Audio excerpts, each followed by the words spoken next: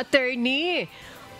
Kawawa din siya, 'di ba? Pinautang niya lang yung tao pagkatapos hindi na siya nabayaran, pagkatapos sinugod siya. Tapos sina-charge siya ng magnanakaw. Napakasakit din no'n, 'di ba po? Sige, attorney, paano natin Opo. bibigyan ng tugon 'yan, 'di ba, Manuel? Opo, Manny. Attorney Anthony? Yes po, Miss Annie.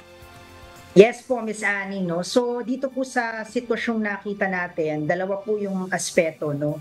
Si Dina po bilang nagpautang at si Dina po na masasabi nating nangutang dun sa paluwagan.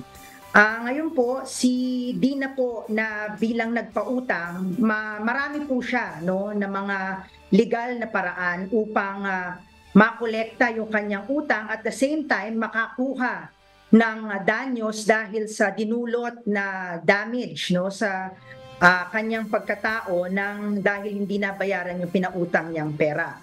Unang-una po sa lahat, syempre, mas maganda po bilang magkaibigan naman sila at sila ay nasa isang komunidad, ay magtungo siya sa barangay para makapag-ayos silang dalawa sa harap ng kanilang kapitan.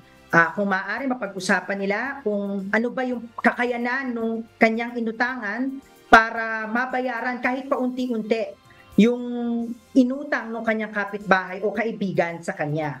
Ngayon, kung hindi po ito successful, no, at hindi pa rin nagbabayad, mas maganda sumangguni siya sa isang abogado para naman po siya ay makapagsulat ng isang demand letter kung saan binibigyan niya ng kaukulang oras at panahon itong umutang sa kanya para makapagbayad. Pag hindi pa rin nagbayad yung kanyang kaibigan o kapitbahay na nangutang, ay doon na po tayo pupunta sa korte. Dito po may tatlo siyang option, no? Unang-una, meron po tayong tinatawag na collection suit o isang reklamo para makolekta yung utang, at dahil sa perwisyong idinulot sa kanyang emosyon, no, ay ang collection suit na ito ay may kaakibat na danyos na pwede hingiin o moral damages dahil sa emotional anguish na idinulot ng hindi pagbabayad ng utang ng kanyang kaibigan. Ito naman po, kung ang halaga ay mas mababa sa 2 milyon, ay ito po ay pwedeng i-file sa pinakamalapit na Metropolitan or Municipal Trial Court, at kung mas mataas naman po sa 2 million, ay ito naman po ay i-file sa Regional Trial Court, no? At the same time, dun mismo lamang sa emotional damage na idulot nitong kanyang kaibigan na hindi nagbayad, pwede din po siyang mag-file ng iba pang reklamo na nakabase sa Article 19 at Article 21 ng ating Civil Code. Ano po ba ito? Itong Article 19 ay ang Abuse of Right Doctrine. Ibig sabihin po nito, lahat po tayo bilang tao at bilang Pilipino ay may karapatan at meron din pong responsibilidad na gampanan ang ating tungkulin sa ating kapwa na may hustisya, na may katapatan, at dapat in good faith po ang ating pakikipagkapwa sa ibang tao.